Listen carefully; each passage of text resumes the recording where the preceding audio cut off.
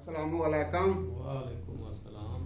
ਤੁਹਾਨੂੰ ਅੱਜ ਸੁਣ ਸਰਕਾਰ ਲਜਪਾਲ ਦੀ ਸ਼ਾਇਰੀ ਸੁਣਾਣੀ ਹੈ। ਸ਼ੇਰ ਤੇ ਬੜਾ ਅੱਛਾ ਹੈ ਤੇ ਇਹਦੇ ਵਿੱਚ ਵੰਡ ਤੁਸੀਂ ਆਪ ਕਰਨੀ ਹੈ। ਮੈਂ ਸ਼ਾਇਰ ਤੇ ਕੀ ਲਿਖਿਆ ਹੈ।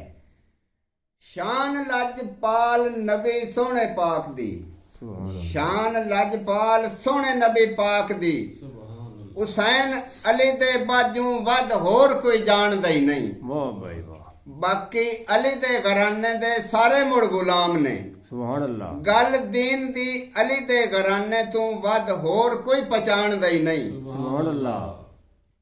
ਅਲੀ ਦੇ ਘਰਾਨੇ ਤੇ ਸ਼ੱਕ ਕੀਤੋਈ ਅਰਸ਼ਾਦੋ, ਅਲੀ ਦੇ ਘਰਾਨੇ ਤੇ ਸ਼ੱਕ ਕੀਤੋਈ ਸ਼ੱਕ ਵਿੱਚ ਰਹਿ ਜਾਵੇਂਦਾ।